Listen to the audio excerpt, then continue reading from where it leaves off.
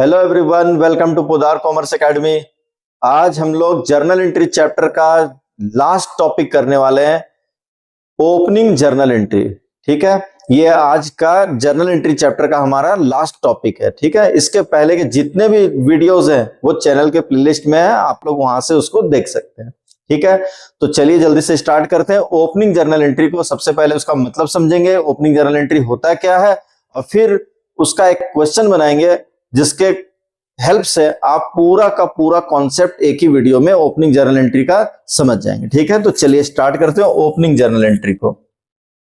ठीक है, opening journal entry का क्या मतलब है, सबसे पहले हम लोग ये समझने की कोशिश करेंगे। देखिए, हम लोग जैसे कि मान लीजिए कि एक आदमी है जो अपना अकाउंट्स बनाता है, उसका जो करंट ईयर है वो है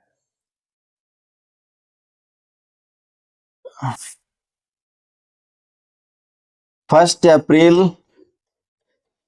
2023 से 22 ले लेते हैं, 22 से 31 मार्च 2023। ठीक है, ये एक साल है। ठीक है, एक साल कंप्लीट होने के बाद यानी कि ईयर एंड होने के बाद हम लोग क्या करते हैं, फाइनल अकाउंट्स प्रिपेयर करते हैं। ठीक है, और जो भी एसेट्स और लायबिलिटीज हैं उनको बैलेंस शीट में रिकॉर्ड कर देते हैं, यानी जो भी एसेट और लायबिलिटीज है उनका क्लोजिंग बैलेंस बैलेंस शीट में लिख देते हैं। ठीक है, इसी के साथ ये ईयर क्या होगा, खत्म हो जाएगा। यानी कि एक ईयर यानी 12 मंथ कंप्लीट होने के बाद हम लोग अपना बुक्स ऑफ अकाउंट्स एक बार क्या करते हैं, क्लोज कर देते हैं। ठीक है, 12 महीने में एक बार हम लोग अपना अकाउंट्स को क्या करते हैं, क्लोज कर लेते हैं, फाइनल अकाउंट बनाते हैं। जो भी एसेट्स और लायबिलिटीज और कैपिटल है उसको हम लोग क्या करते हैं, बैलेंस शीट्स में क्लोजिंग बैलेंस को लिख देते हैं। ठीक है, तो इस ईयर के कंप्लीट होने के बाद बिजनेस बंद तो नहीं हो जाएगा।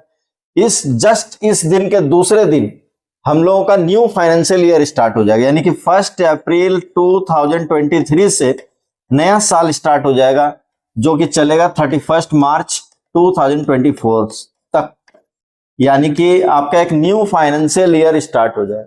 तो इस डेट का जो भी क्लोजिंग बैलेंस है, जो भी एसेट्स लायबिलिटीज है, जो कि प्रीवियस ईयर में जो भी क्लोजिंग बैलेंस था, वो इस साल क्या हो जाएगा, ओपनिंग बैलेंस बन जाएगा। यानी कि जो भी एसेट्स लायबिलिटीज हैं उनको हम लोग ट्रांसफर कर लेंगे कहां, इस फाइनेंशियल ईयर में। यानी कि इस डेट में जो भी एसेट लायबिलिटीज है, जो भी क्लोजिंग बैलेंस है, उसको हम लोग क्या करेंगे, इस फाइनेंशियल ईयर में बिगिनिंग में यानी कि 1 अप्रैल के दिन क्या करेंगे, सबको ट्रांसफर कर लेंगे।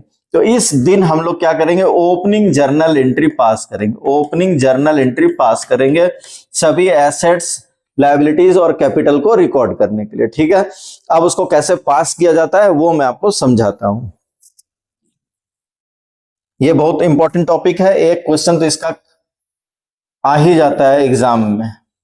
ठीक है, देखिए अब हम लोग इसको कैसे रिकॉर्ड करेंगे। तो जितने भी एसेट्स होते हैं उनका डेबिट बैलेंस होता है, तो सबको हम लोग जर्नल एंट्री में क्या करेंगे, डेबिट कर लेंगे, जितने भी एसेट्स हैं। ठीक है, और जो भी कैपिटल और लायबिलिटीज है उनको हम लोग क्रेडिट में नोट कर लेंगे। बहुत आसान है, जैसे कि आप एसेट्स का नाम लिख सकते हैं, land and building account debit, land and building account debit,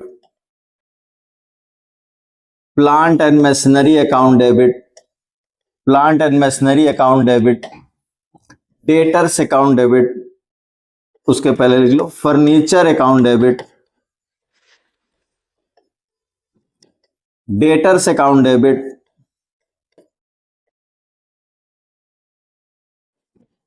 stock account debit,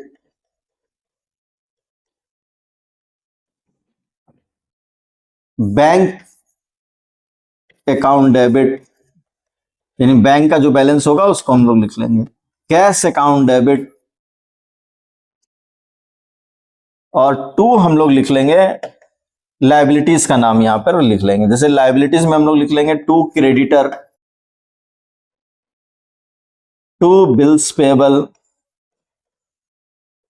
2 bank loan या लोन जो भी आप लिखना चाहें, 2 बैंक लोन, 2 बैंक ओवरड्राफ्ट। जो भी लायबिलिटी आपको क्वेश्चन में गिवन होगा, वो जो भी लायबिलिटी है सब लायबिलिटी को आप क्रेडिट में लिख लेंगे।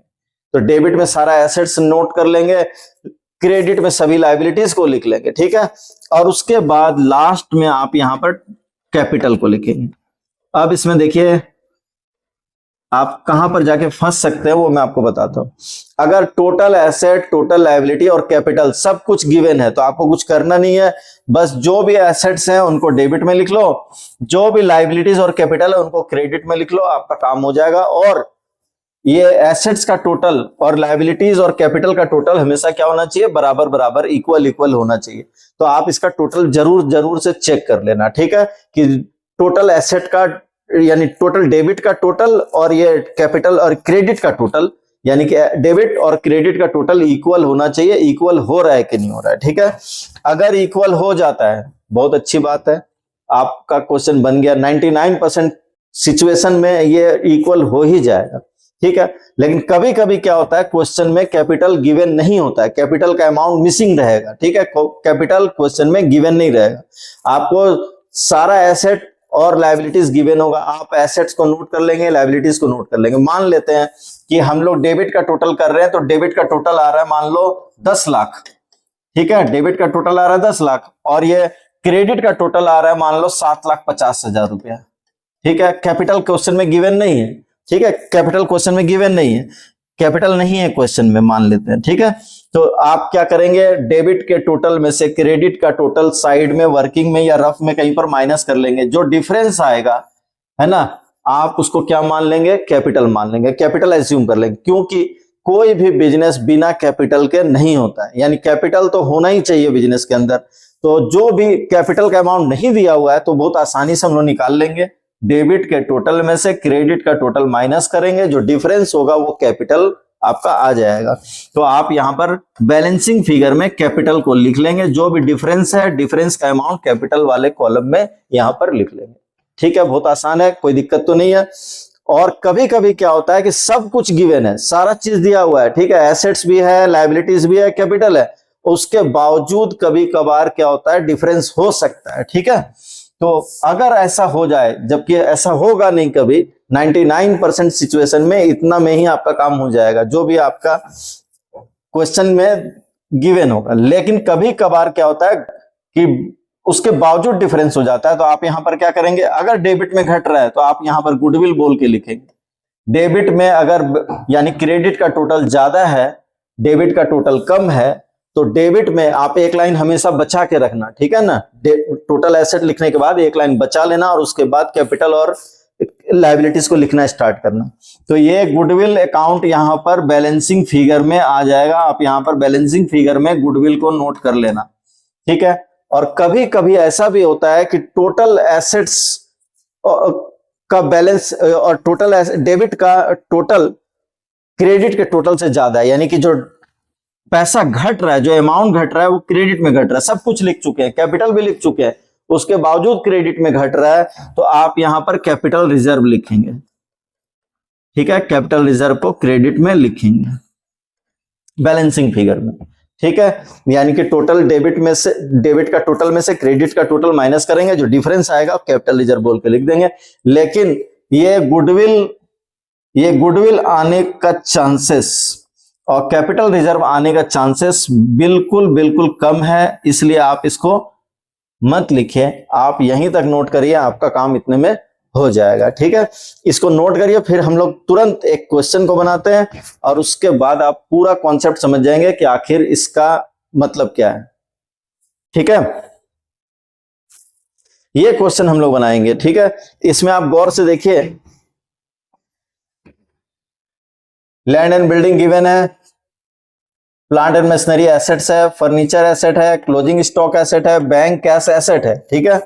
और यहां पर लोन लायबिलिटी है, क्रेडिटर लायबिलिटी है, और कैपिटल का अमाउंट क्वेश्चन मार्क है, यानी कैपिटल गिवन नहीं है, जो कि हम लोग को क्या करना है, बैलेंसिंग करके निकालना है, ठीक है। तो अब चलिए जल्दी इसको बना के देखते हैं हम लोग। लैंड एंड बिल्डिंग है, प्लांट एंड मशीनरी है, जो भी एसेट है सबको हम लोग क्या करेंगे, एसेट्स को डेबिट कर लेंगे, ठीक है। ये जर्नल एंट्री का फॉर्मेट है, इसी फॉर्मेट में हम लोग हमेशा काम करेंगे। लिखिए land and building account debit,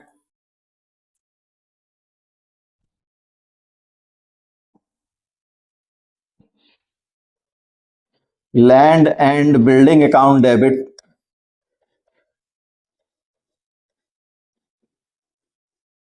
land and building account debit कितना है भाई जी? 5 लाख।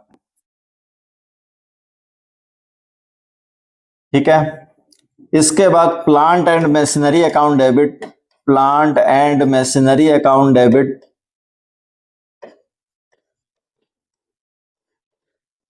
प्लांट एंड मशीनरी कितना है देखो, 1 लाख।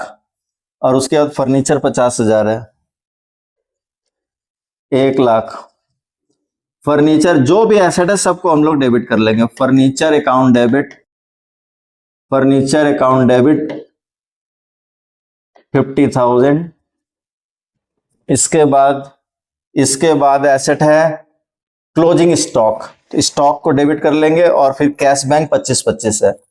ठीक है, stock account debit, stock account debit 50,000। Bank account debit, bank account debit 25,000।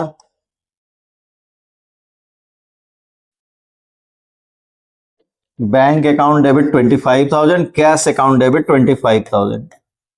ठीक है, जितने भी एसेट थे सबको हम लोग डेबिट कर लेंगे। ठीक है, आपका काम यहां तक हो गया। उसके बाद एक लाइन छोड़ देंगे। उसके बाद हम लोग यहां पर लिखेंगे टू लायबिलिटीज में जो जो लायबिलिटीज है, जैसे कि लोन है, क्रेडिटर है, एक 50 और एक। ठीक, two loan account 1,50,000 credit side में लिखेंगे। उसके बाद टू क्रेडिटर लिखेंगे, जो भी लायबिलिटीज है सबको क्रेडिट में लिख लेंगे। ठीक है, लायबिलिटीज का अमाउंट आपका लोन एक क्रेडिटर 1 लाख है, 1 लाख लिख लेंगे। और इसके बाद कैपिटल का अमाउंट मिसिंग है क्वेश्चन के अंदर, कैपिटल नहीं दिया हुआ है। कैपिटल हम लोगों को फाइंड करना है। कैपिटल बहुत आसानी से निकल जाएगा।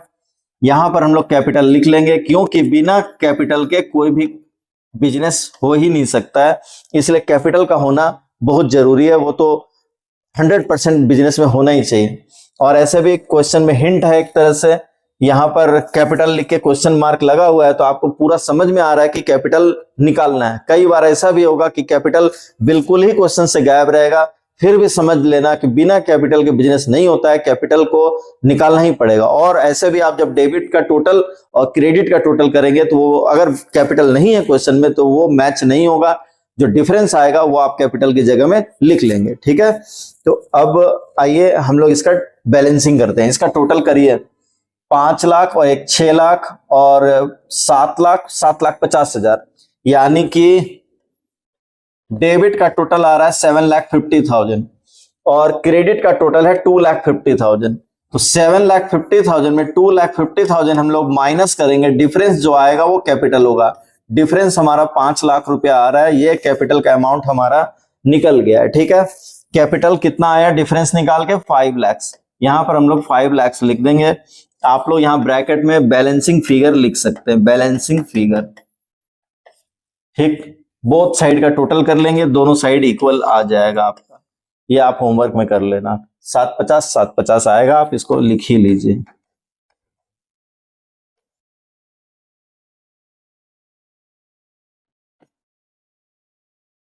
ठीक है, नोट करिए इसको।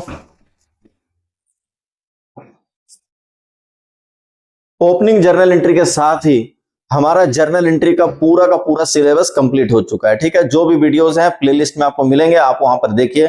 कोई भी डाउट जर्नल एंट्री चैप्टर से रिलेटेड अगर आपको है तो आप कमेंट सेक्शन में जरूर लिखिए, मैं उसके लिए एक सेपरेट वीडियो आपके लिए बनाऊंगा और आपका जो भी डाउट्स होगा उस वीडियो में क्लियर कर दूंगा। ठीक है, तो नेक्स्ट क्लास में हम लोग एक नया चैप्टर स्टार्ट करेंगे, लेजर। ठीक है, तो मिलते हैं नेक्स्ट क्लास में। ठीक है, थैंक यू वेरी मच।